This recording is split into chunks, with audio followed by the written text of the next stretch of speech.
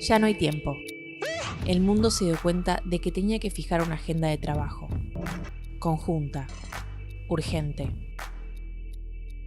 La Agenda para el Desarrollo Sostenible de ONU definió metas. Eliminar la pobreza, el hambre, frenar el cambio climático, redistribuir la riqueza. 17 objetivos. El tiempo para cumplirlos es ahora. ¿Cuál debería ser la agenda del Congreso para lograrlos? Congreso 2030. Capítulo 3. Vida sana y bienestar. Según la ONU, entre 2000 y 2016, la esperanza de vida a nivel mundial aumentó en más del 8%. Sin embargo, sigue estando profundamente influenciada por los ingresos.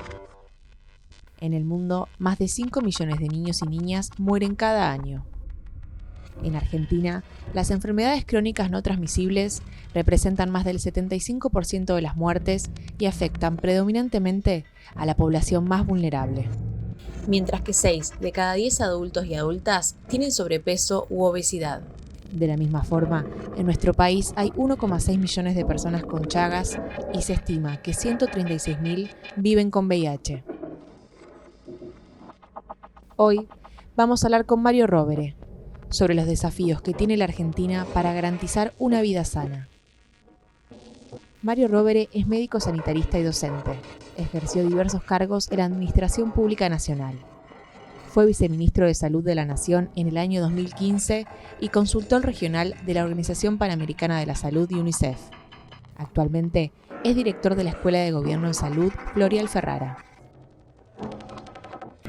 Bueno, Mario, muy bienvenido a Congreso 2030. La idea de este capítulo es poder abordar uno de los objetivos de desarrollo sostenible de la ONU que tiene que ver con la vida sana y el bienestar, así que aprovechamos tu experiencia como médico sanitarista, una amplia trayectoria en la administración pública, en la salud pública y en la docencia. Y para comenzar, preguntarte justamente, ¿cuál es la función de un médico sanitarista? Bueno, la función de los sanitaristas en general, porque con el tiempo se ha ido volviendo una especie de carrera interdisciplinaria, de tal manera que hay distintas profesiones que convergemos ahí, pero básicamente la idea es que la información que surge generalmente de los problemas de salud colectivo, de los problemas de salud agregados, de las comunidades, digamos, nos coloca en un desafío de enfrentar problemas comunes. En general esto a veces es difícil de explicarlo, pero con los últimos 2 años y esta pandemia creo que todos nos hemos vuelto un poco expertos en darnos cuenta que la salud individual se protege mejor cuando hay un abordaje colectivo, ¿no? ¿Y crees que las políticas de salud, por lo pronto en el ejemplo argentino, se basan en políticas de derecho? Bueno, en general la idea de la incorporación de derecho a la salud es una incorporación progresiva, lenta, digamos, porque hay un juego, digamos, la política se basa mucho en opciones. Y cuando las personas, los ciudadanos tienen derechos, la política no tiene opciones, ¿no? O sea que, entonces, digamos, hay una tensión, digamos, entre la lógica de la política y la lógica de los derechos, pero en el caso de la salud, nosotros tenemos, digamos, década a década, digamos, cada vez mayor convicción, mayor acercamiento, digamos, de las políticas públicas y al concepto de derecho a la salud, que al mismo tiempo es un objetivo móvil, entonces no es tan fácil como decir, bueno, ya se alcanzó, digamos, ¿no? Así que hay progresivamente una noción de derechos por tras de la salud pública.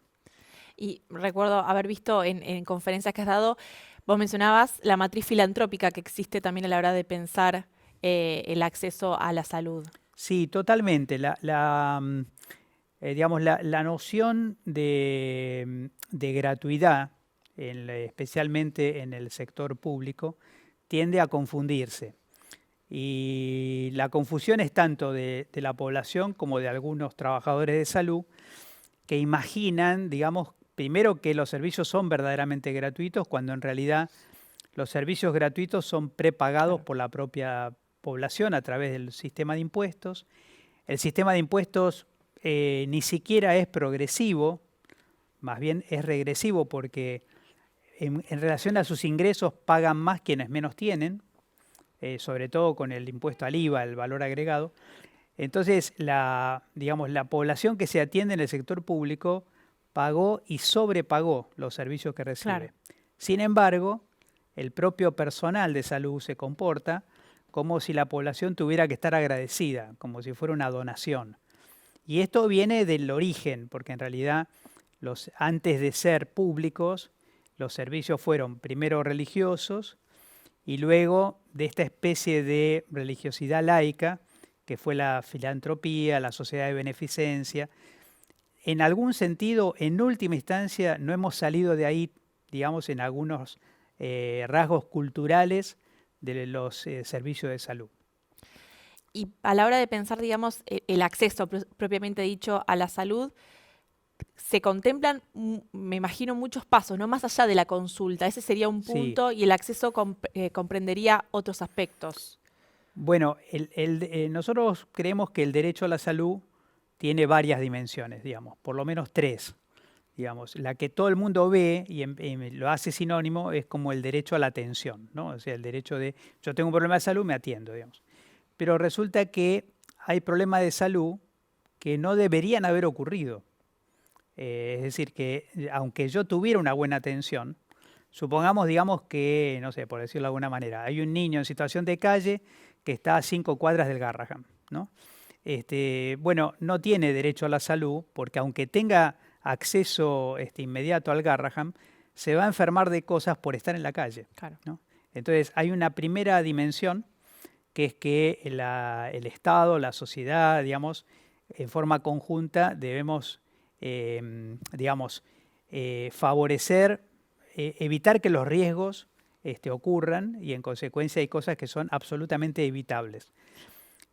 Las que no se pueden evitar o no se han evitado van a tener atención, digamos, y cuando esa atención es equitativa y es igualitaria para todos, habrá ahí también derecho. Pero hay una tercera dimensión todavía, que es la distribución del saber y de la capacidad de decidir.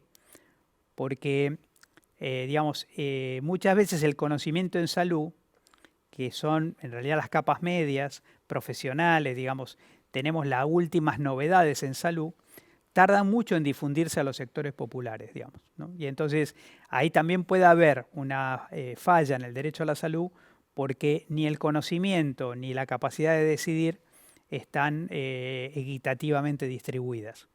Así que el derecho a la salud tendría estas 3 dimensiones: el derecho a la atención, el derecho a la protección de los riesgos y el derecho al acceso al conocimiento. Claro, y digamos, estos aspectos que mencionás como importantes a la hora de pensar el derecho a la salud, también se chocan o se contraponen cuando pensamos a la salud como una mercancía. Está mercantilizada la salud. Bueno, en principio lo que se ha logrado mercantilizar prácticamente es la atención, ¿no? Claro. Es interesante porque cuando hablamos, cuando uno ve algunos organismos internacionales hablar de salud, incluso el Banco Mundial, que habló en un momento dado de invertir en salud, claro, digamos, lo que se transforma en una mercancía es la atención de la enfermedad. Claro. Digamos, ¿no? Y por eso muchos seguros que se llaman seguros de salud no son seguros de salud, son seguros de enfermedad, digamos. En tanto, digamos, o sea, son seguros que no hacen nada para que uno no se enferme, digamos. Solamente están ahí por las dudas que uno se enferme y le brindan una prestación. Bueno, el carácter fundamental de la prevención, ¿no? Que podría desestresar muchísimo. Sí. A mí me llama mucho la atención, siempre hago la comparación, digamos, ninguna compañía de seguro de autos financia los service, por ejemplo, ¿no? Claro. Y en realidad sería clave, digamos, porque si quieren prevenir que ocurra, pero están más pensando en la lógica notarial, digamos, contable, de que el siniestro no ocurra, digamos, y estadísticamente no ocurre y entonces ahí se arma un poco la ganancia. En salud es igual, digamos, los seguros, la clave de la ganancia de los seguros, sobre todo los seguros privados de salud, es simplemente que uno no los use, digamos. Ahí está la clave, digamos, Exacto. de esa lógica, sí. ¿Y el derecho a la salud es un derecho que se va modificando, se va ampliando, es móvil? Sí, sí, porque básicamente porque nosotros tenemos un enunciado que si se quiere es técnico de la salud pública, pero que también tiene una contrapartida jurídica, que es por ejemplo cuando uno dice una enfermedad es evitable, peor aún, una muerte es evitable, digamos. Entonces, ¿qué pasa? El problema clave es la pregunta evitable. Nosotros podríamos decir que en el 2020 el COVID era inevitable, ¿no? Pero a partir de que surgió la vacuna, también la tecnología creó un derecho, digamos, y esa vacuna ahora se vuelve parte del derecho a la salud porque el COVID es evitable, digamos, a partir de las 3 dosis de la vacuna. Entonces, podríamos decir, cada vez que surge una tecnología eficaz para resolver un problema de salud, nace un derecho, digamos, y eso va corriendo todo el tiempo la idea de derecho a la salud, ¿no? Claro, y ahí se nota el desfasaje cuando, no sé, hablamos de Chagas, de sarampión o Tal de cual. cuestiones que son totalmente evitables, prevenibles o vacunables, por así decirlo, ahí se nota el desfasaje. Bueno, serían como dos dimensiones. Una es el derecho que no se cumple, pero que existe, y otra es los derechos nuevos. Es decir, que nosotros podríamos decir, ya el sarampión no debería ocurrir, digamos, no debería ocurrir, digamos, porque la tecnología vacuna está disponible hace mucho tiempo, ¿no? En cambio, la vacuna COVID en el 2020 no existía, entonces, digamos, el derecho aparece recién cuando la vacuna surge. Y a la hora de pensar, digamos, una base o un piso de prestaciones para que todas las personas puedan acceder como base, ¿no? El plan médico obligatorio existe hace varios años en la Argentina. Sí. ¿Cómo se decide qué es lo que entra o qué es lo que no entra? Bueno, lo primero es que el programa o el plan médico obligatorio es un instrumento parcial del derecho a la salud, porque como habíamos dicho antes, solo habla de la atención de la salud, ¿no? Exacto. O sea, no tiene prácticamente, de hecho, digamos, la seguridad social o el sector privado en términos generales tiene escasísimas actividades preventivas. Así que lo que se trata a través del PMO es de establecer una prestación, digamos, base, sobre la cual, digamos, obligatoria, como su nombre lo indica, digamos, para todos los prestadores. Y la dinámica es una dinámica controversial, porque de hecho ha sido objeto de debate, sobre todo en el gobierno anterior, cuando se quiso poner una agencia de evaluación de tecnología, cuyo objetivo primario era tratar de evitar justamente que el Congreso de la Nación, digamos, a través de leyes, pudiera incorporar prestaciones al programa médico obligatorio. Entonces, el plan médico obligatorio, uno de los que lo mueve, digamos, es el propio Congreso de la Nación. Y eso es todavía una potestad, digamos, todavía quiero decir, ojalá siga siendo una potestad del Congreso, pero que preocupa mucho porque cambia le cambia las cuentas a las prepagas y a las obras sociales, ¿no? Claro, porque la ampliar prestaciones obliga, digamos, a las prepagas, por ejemplo, a Exacto. cubrir más necesidades. Totalmente, totalmente. ¿Y cómo ves las actualizaciones legislativas? Bueno, la verdad es que por supuesto que hay digamos, un criterio, una sabiduría, digamos, digamos, que el Congreso tiene que tener en términos de tratar de no generar situaciones absolutamente inabordables, digamos, ¿no? Claro. Que pasa a veces, en el legislativo también pasa con el judicial, porque muchas veces los jueces, digamos, hacen rápido caso a casos de enfermedades muy raras o de costosísimo cobertura, sin tener en cuenta que a veces el acceso a la salud no es equitativo, pero el acceso a la justicia es más inequitativo todavía. Entonces, los que llegan generalmente son los que menos necesitaban, digamos, y a veces pueden destruir las cuentas de una obra social, por ejemplo, ¿no? Ahora, en el caso del Congreso, yo creo que en general ha corrido el derecho con causas muy interesantes, Digo, una quizá de las más controversiales, que ha sido la de fertilización asistida, digamos, ¿no? Que en términos generales es como de las cosas que más ha irritado, digamos, podríamos decir así, al sector privado, pensándolo como algo que no es exactamente una prestación de salud clásica, digamos así, ¿no? Sí, recuerdo incluso en el recorrido de estudiando algunas leyes o proyectos de ley que tenían que ver con incluir prestaciones. Recuerdo el caso de trombofilia, recuerdo muchas más.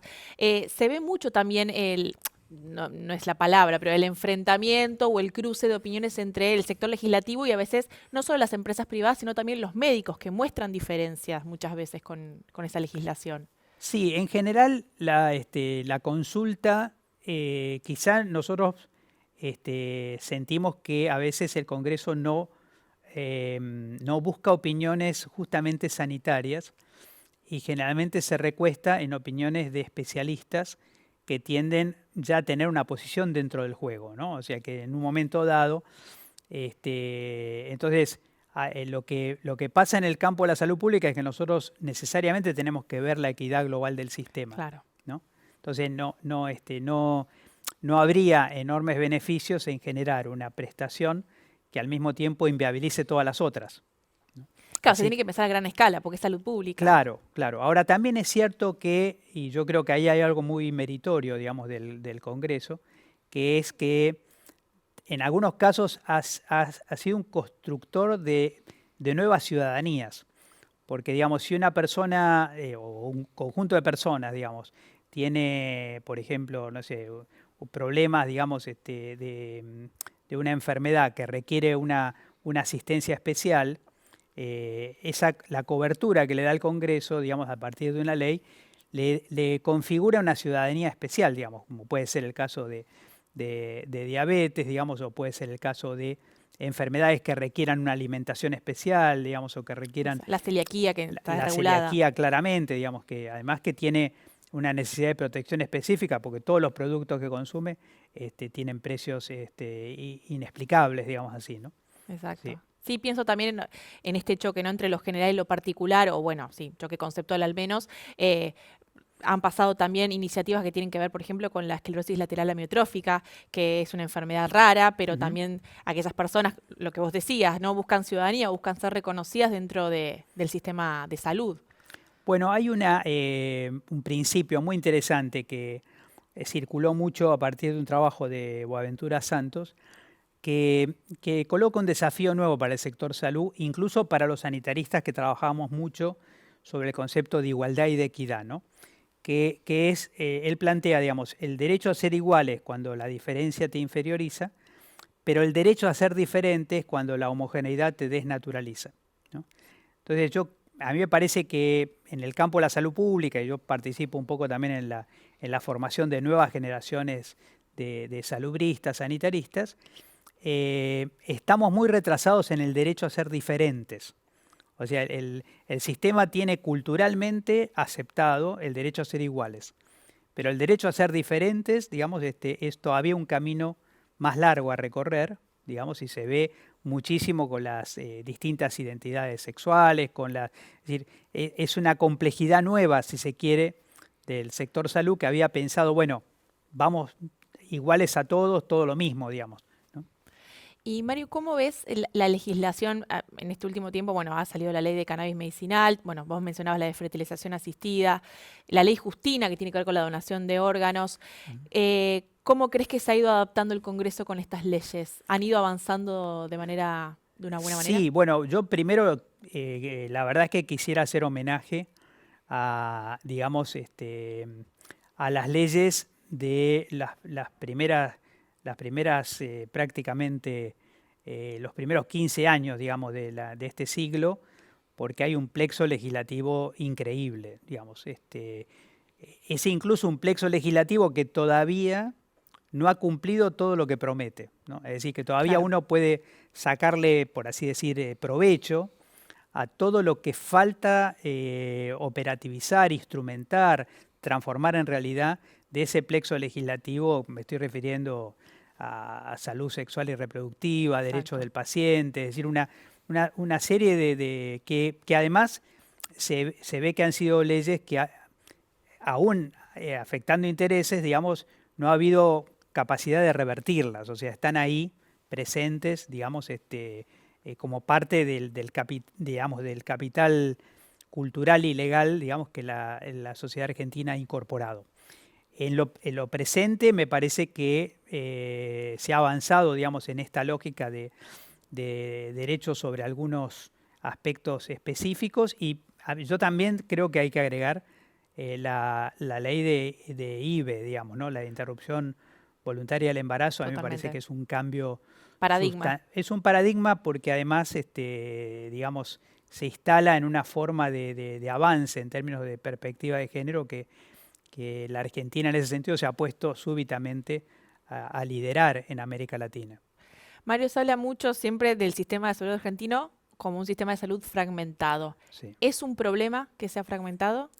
Yo creo que sí, yo creo que sí. Es un problema porque, fundamentalmente porque establece pisos diferentes de ciudadanía en lo que hace a la atención de la enfermedad, ¿no? Esto es importante señalar porque el sector público, por ejemplo, o sea, cuando uno empieza a ver si segmentamos la población según el tipo de cobertura que tiene, incluyendo el sector público, podemos ver enormes diferencias, por ejemplo, en cuál es la inversión por habitante que tenemos, digamos, en las prepagas, en las obras sociales, en unas obras sociales respecto a otras, en el sector público, en distintas provincias del sector público. O sea que empezamos a ver toda una gradación según el cual el problema no es solamente la fragmentación, sino es una fragmentación con inequidad en la distribución de los recursos. Así que ese es un problema. Otro problema importante es que el sector público subsidia fuertemente al sector privado y de la... Que ya recibe el dinero, digamos, de los... Claro, o sea que, por ejemplo, para darle un par de datos de referencia, el tema, digamos, las ART, digamos, no están cubriendo la primera atención de cualquier accidente de trabajo es en el hospital público. Lo mismo pasa con los accidentes de tránsito. La lógica de, digamos, el dato cierto que tenemos, es un dato muy impactante, de cada 5 mujeres que tienen cobertura de seguridad social o prepaga, digamos, una va a tener su parto en el hospital público. Y asumimos que el parto no es una urgencia, o sea, una Claro. elige ir al sector público. ¿Por qué una de cada 5 mujeres que tienen cobertura, eligen ir al sector público? Eso es un gran analizador del volumen de subsidio que el sector público le hace a los otros sectores. Entonces, se parece Claro. empobrecido relativamente, pero en parte es también, digamos, porque no hay transparencia de subsidios, digamos. Vos antes mencionabas, ¿no? La pandemia, lo que ocurrió, sigue ocurriendo, pero bueno, hemos avanzado con el plan de vacunación, por suerte, que en los debates o cuando se habla de la pandemia se ha hablado muchísimo acerca de cómo se puso sobre la mesa las desigualdades, las inequidades, por ejemplo, a la hora de pensar las vacunas, el acceso a las vacunas, a la salud, mismo hasta el acceso al agua potable para lavarse, higienizarse las manos. Claro. Son las reflexiones que han sido más comunes. Vos personalmente, ¿qué reflexiones has tenido con respecto a la pandemia? Bueno, nosotros tenemos, no estoy muy seguro, quizás si estoy hablando algo a nivel de país, pero por lo menos seguro a nivel de la provincia de Buenos Aires, todos lo que llamamos los determinantes, digamos, abonarían, como ha pasado claramente en Estados Unidos, a que necesariamente, digamos, hay sectores sociales que tendrían que haberla pasado peor en relación al tema de la pandemia, digamos. No ocurrió. Y no ocurrió fundamentalmente porque el Estado puso todo, ¿no? Acá vale la pena señalar, digamos, por ejemplo, digamos, el 100% de la vacunación, la cobertura específica de los barrios, la forma de organizar los aislamientos comunitarios en lugares donde el aislamiento individual era inviable, digamos. Entonces, nosotros tenemos verificado que no ha habido sustanciales diferencias digamos, en términos de tu pronóstico en salud, por estar en un barrio que en otro, en un sector social que en otro, en la provincia de Buenos Aires, y tampoco ha habido diferencias, cuando todo el mundo lo pronosticaba, entre Cava y provincia de Buenos Aires, digamos, ¿no? Claro. Entonces, eso nosotros consideramos que es un enorme, digamos, resultado favorable porque concretamente por habitante la ciudad de Buenos Aires tiene algo así como, digamos, 5 veces más recursos que la provincia en promedio. Ni hablar que otras provincias, como el caso de Jujuy, de Chaco, de Formosa. Recién mencionabas, ¿no? El rol del Estado como algo fundamental y eso lo podemos, digamos, linkear con la idea de la cobertura universal de salud, que se ha hablado muchísimo. Te quería preguntar en qué consistiría, si Claro. existen otros modelos o intentos a nivel mundial. Sí. La cobertura universal en salud surgió como un concepto básicamente de una alianza entre el Banco Mundial y la OMS. Esto generó mucho rechazo, incluso por parte de nuestro gobierno también. En ese momento estamos hablando, digamos, más o menos 2013, 2014. Y en América Latina, nuestro gobierno participó, lideró, incluso porque estaba en ese momento, le tocaba en rotación la coordinación de los ministros de América Latina, forzó a la OPS a que defina, si bien no se opuso a la cobertura universal de salud, sí se manifestó públicamente de que no alcanzaba.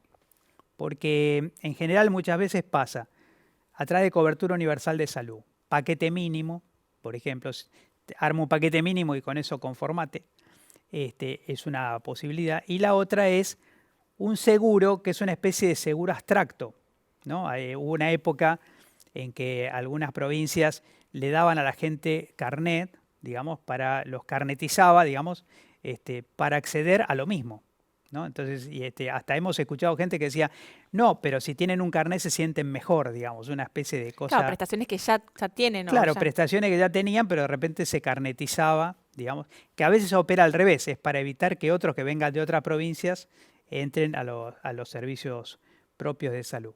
Bueno, todo eso ha sido motivo de gran controversia y durante el periodo, digamos, del gobierno anterior ha habido una fuerte resistencia a este concepto de cobertura universal de salud.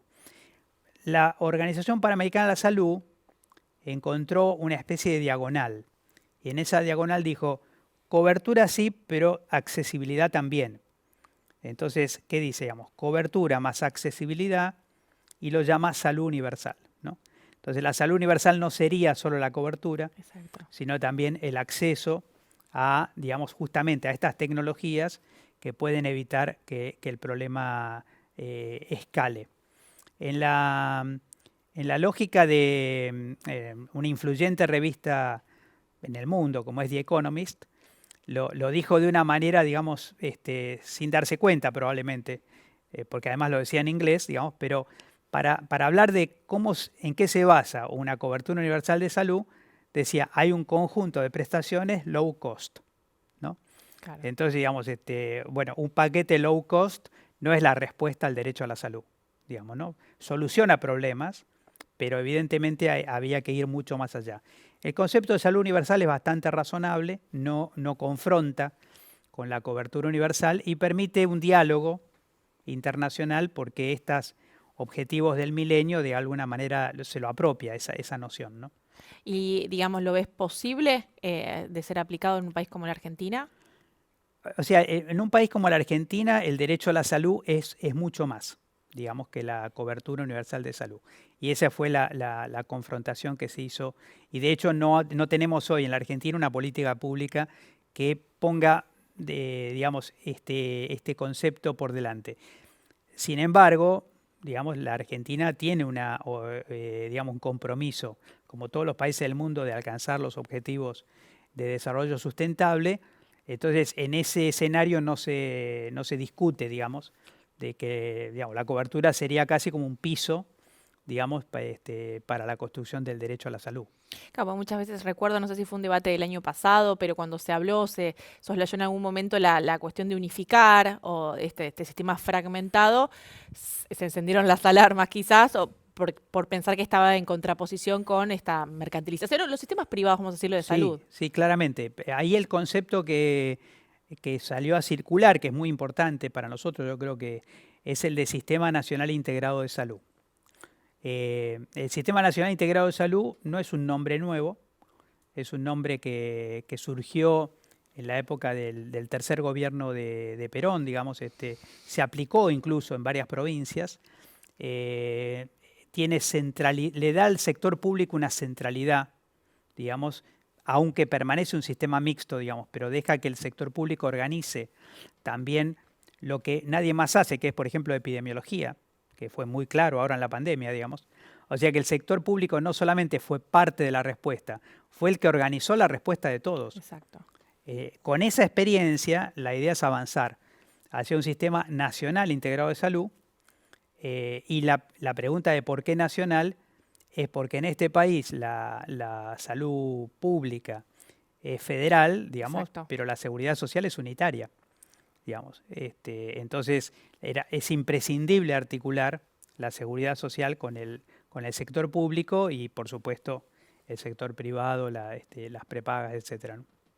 Mario, para finalizar me gustaría preguntar, ¿cuál crees que debería ser el rol del Congreso, los desafíos del Congreso para estos años, para poder garantizarle a más argentinos y argentinas el derecho y el acceso a la salud?